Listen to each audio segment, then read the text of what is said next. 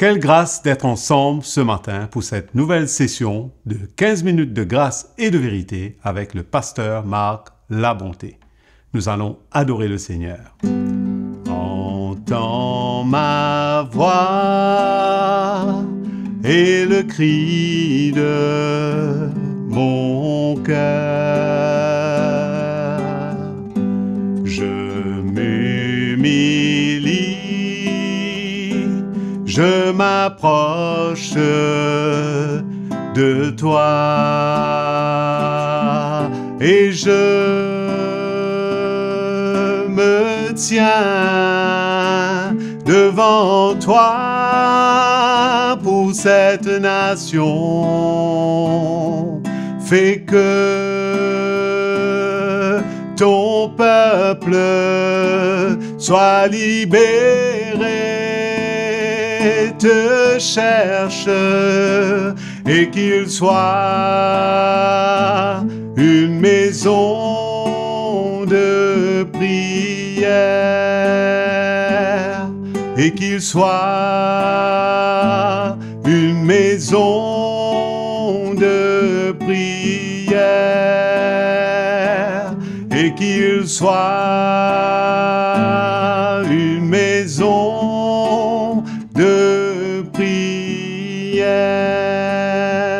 Alléluia, Jésus. Allons maintenant écouter la parole de Dieu avec un cœur ouvert. Bienvenue dans cette nouvelle session de 15 minutes de grâce et de vérité. Merci mon frère Patrick pour cette louange que nous offrons à notre Seigneur. Nous continuons toujours dans l'épître de Jean, là où nous sommes arrêtés la dernière fois. Et nous avons parlé du témoignage de Jean-Baptiste. De quoi Jean-Baptiste?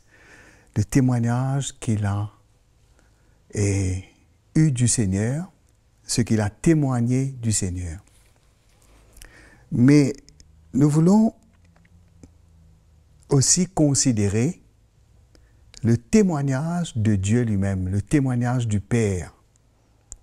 Ce que le Père a témoigné au sujet de Jésus. Le témoignage que le Père a rendu à Jésus.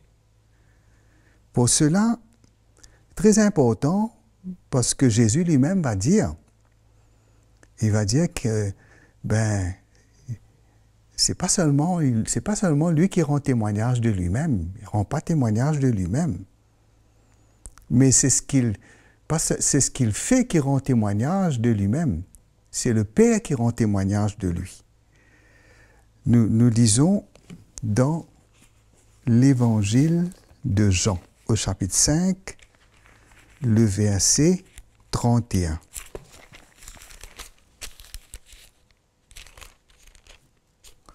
Jean, chapitre 5, verset 31.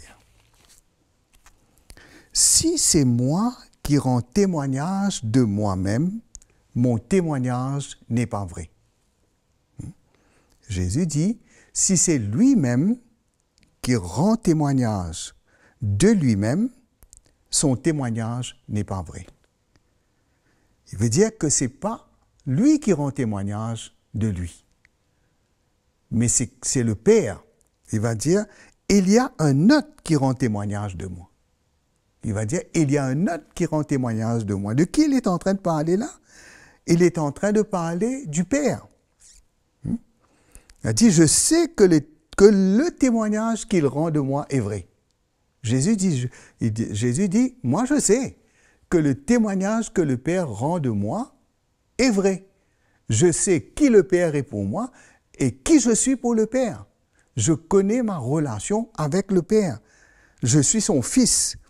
Nous savons que le Seigneur a été opposé, persécuté par les pharisiens, par les docteurs de la loi, parce qu'ils disaient qu'il blasphémait en disant qu'il était le Fils de Dieu, qu'il se prenait pour Dieu. Et là, le Seigneur dit, vous avez envoyé une délégation vers Jean et il a rendu témoignage à la vérité. Le Seigneur les rappelle, ils avaient envoyé une délégation pour aller demander à Jean, nous avons parlé de ça avant, et quel témoignage Jean a rendu. Et il a dit, Jésus dit, Jean a rendu témoignage à la vérité. Jean lui-même a témoigné que Jésus est l'agneau de Dieu, qu'il est le Christ, que lui n'était pas le Christ, mais que Jésus était le Christ, qu'il est venu avant Jésus, mais Jésus était avant lui. Jésus était avant lui. Et il a rendu le témoignage que Jésus est celui qui baptise du Saint-Esprit et celui qui va sanctifier le peuple de Dieu. Alors, pour moi, Jésus dit, pour moi, ce n'est pas d'un homme que je reçois le témoignage, mais je dis ceci afin que vous soyez sauvés. OK? Jésus dit que lui, ce n'est pas d'un homme qu'il reçoit ce témoignage. Si Jean a témoigné de Jésus, c'est parce que Dieu lui a révélé cela. Ce n'était pas en révélation. Ce n'était pas de lui-même. Ce n'était pas le témoignage d'un homme. C'était le témoignage de Dieu au travers d'un homme. Et que Jésus dit, pourquoi il dit ça? Mais je dis ceci afin que vous soyez sauvés. Veut dire, dans le cœur du Seigneur, il n'avait rien contre les pharisiens. Il avait un amour dans son cœur pour eux. Mais parce que les pharisiens s'opposaient à lui et le rejetaient, le Seigneur les a confrontés. Et Jésus va continuer, il dit, Jean était la lampe qui brûle et qui luit. Et vous avez voulu vous réjouir 1 heure à sa lumière. Qui veut dire, Jean est venu avec une révélation. C'était une lampe qui luit, qui brûle et qui luit. Et ils ont voulu se réjouir 1 heure à sa lumière. Ils sont venus vers Jean. Ils ont voulu chercher une lumière, ils ont voulu comprendre, mais ils n'ont pas compris. Mais Jésus va dire au verset 36, « Moi, j'ai un témoignage plus grand que celui de Jean. » Jésus avait un témoignage plus grand que celui de Jean. Jean, le témoignage de Jean, nous avons dit, c'est qu'il a témoigné que Jésus est de Dieu. Jésus est Dieu. Jésus va dire, « Quand les œuvres que le Père m'a donné d'accomplir, ces œuvres même que je fais, témoignent de moi que c'est le Père qui m'a envoyé. » Jésus dit, qu'est-ce qui témoigne que c'est le Père qui l'a envoyé? Il va dire, les œuvres que je fais. Les œuvres que je fais. Ce n'est pas seulement de guérir des malades, de faire des miracles. C'est vrai, ces œuvres-là témoignent du Seigneur Jésus. Mais ce qui va témoigner encore du Seigneur Jésus, c'est sa vie. La vie de Jésus. Sa vie. Une vie irréprochable. Une vie irréprochable. Une vie parfaite. Une vie sainte. Cette vie-là. Et le Père qui m'a envoyé, a rendu lui-même témoignage de moi. Vous n'avez jamais entendu sa voix et vous n'avez point vu sa face. Nous savons quand le Père a rendu témoignage de Jésus. Il a rendu témoignage de Jésus au baptême de Jésus. Il a dit, celui-ci est mon Fils bien-aimé en qui j'ai mis toute mon affection. Le Père a rendu témoignage de Jésus lorsque Jésus était sur la montagne avec Pierre, Jean et Jacques.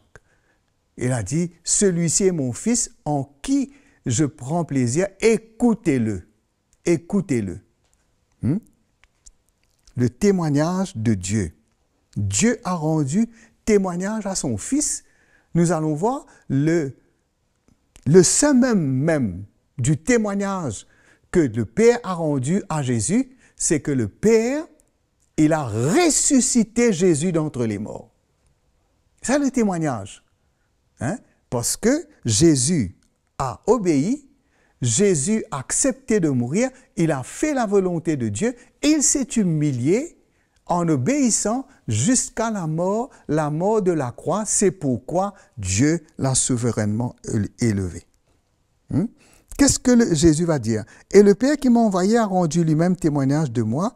Vous n'avez jamais entendu sa voix, vous n'avez point vu sa face, et sa parole ne demeure point en vous, parce que vous ne croyez pas à celui qui l'a envoyé. Hein? Comment la parole de Dieu pouvait demeurer en eux? Ils ne voulaient pas croire en Jésus que Dieu avait envoyé. La parole de Dieu ne pouvait pas demeurer en eux. Et Jésus va aller plus loin, il va dire, vous sondez les Écritures parce que vous pensez avoir en elles la vie éternelle. Ce sont elles qui rendent témoignage de moi. Les Écritures rendent témoignage de Jésus. Il veut dire tout ce que les prophètes ont annoncé, tout ce qui a été prédit au sujet de Jésus, cela rend témoignage de Jésus parce que Jésus est venu et tout ce qui a été dit sur lui a été accompli. Jésus a accompli tout ce qui a été dit sur lui, tout ce qu'il allait être, tout ce qu'il allait faire, tout ce qui allait se passer. Jésus, les Écritures ont parlé de lui. Jésus a dit, il va même dire à des disciples de Maïs que les prophètes ont parlé de lui. Et ils sondaient les Écritures, croyant avoir la vie éternelle, mais ils ne savaient pas que les Écritures parlent et rendent témoignage de Jésus. Et le verset 40, il dit, « Et vous ne voulez pas venir à moi pour avoir la vie. » Vous ne voulez pas venir à moi pour avoir la vie, parce qu'on ne peut pas avoir la vie ailleurs. C'est seulement quand on vient à Jésus, quand on croit en lui, on ne peut pas juste...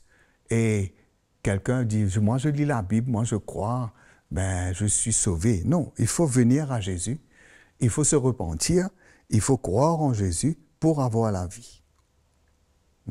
Le verset 41, « Je ne tire pas ma gloire des hommes, mais je sais que vous n'avez pas en vous l'amour de Dieu. Je suis venu au nom de mon Père et vous ne me recevez pas. Si un autre vient en son propre nom, vous le recevrez. Comment pouvez-vous croire, vous qui tirez votre gloire les uns des autres, et ne cherchez point la gloire qui vient de Dieu seul. » Qu'est-ce qu'il cherchait? Il cherchait la gloire des hommes. Il ne cherchait pas la gloire de Dieu. Il n'était pas comme tous ces gens qui étaient là lorsque le Seigneur est né. Ces gens qui étaient sincères, de Siméon, Anne, Marie, Joseph et tous les disciples qui étaient avec Jean-Baptiste, tous ces hommes qui attendaient le Messie, qui cherchaient la gloire de Dieu, qui voulaient connaître et voir le Seigneur.